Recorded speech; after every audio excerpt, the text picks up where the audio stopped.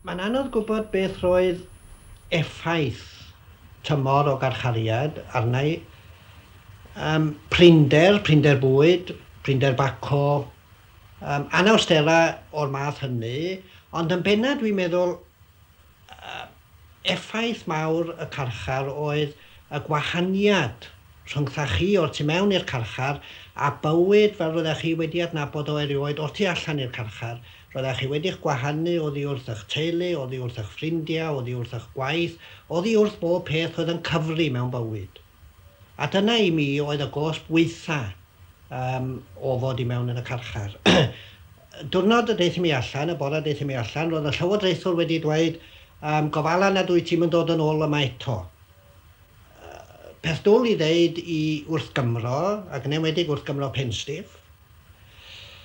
Wedi gadael y carchar, dychwelyd i Gaerdydd i fynd ymlaen efo'r gwaith cymdeithasol, ac yn awr yn gwneithio'r cais i gael fy nerbyn fel ymwelydd answyddogol, yr hyn yn Saesneg maen nhw'n ei alw yn unofficial prison visitor. Dwi'm yn gwybod pam, ond hwyrach o blegyd fy mod i fy hunan wedi profi beth oedd esgymundeb bywyd carchar, yn teimlo rhyw fath o gyfrifoldeb fel Cymro, mae'n debyg, cyfrifoldeb dros leddfu dipyn ar y bywyd caeth trwy fynd i fewn fel Cyfaill y Garcharorio. Gwneithiodd y cais o Gaerdydd, a'r llywodraethwyr yn naturiol yn cysylltu y Turner sgrifennodd o Gaerdydd a'r Turner a fu yn y carchar yn Abertawe, ac felly'n gwrthod y cais.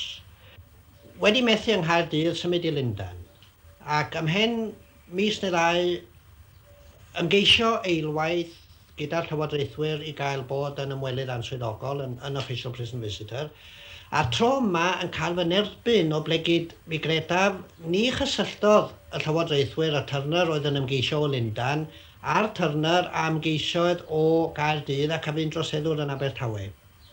Y cyfle'n dod felly i ymweled a carchar, carchar Pentonville y tro hyn, a'r llywodraethwr o ddiddordeb i mi, y llywodraethwr yn Pentonville erbyn hyn oedd y llywodraethwr oedd yn Abertawe pan o'n i'n droseddwr yno. Geiriau ola yn yr interview, y geiriau ola'r llywodraethwr yn Pentonville, oedd, wel, mae'n dda iawn gen i eich cyfarfod chi, Mr Turner, medda fo, ac dwi'n gobeithio cael ni gyfarfod yn fuan iawn eto. Dyma'r dyn a ddwedodd wrtha i yn Abertawe, pai ti byth dod nôl yma eto. Wedi methu yn adnabod i, dwi'n credu, o blegyd fy mod i'n gwisgo fy nillad fy hunan, ac yn bennaf hwyrach o blegyd bod Mr y tro hwn o flaen fy enw. Wel, dyma'r cyfle felly i ymweled a charcharor yn ei gell. Nid fel swyddog nac fel offeirad, eithir fel Cyfaill a Chymydog.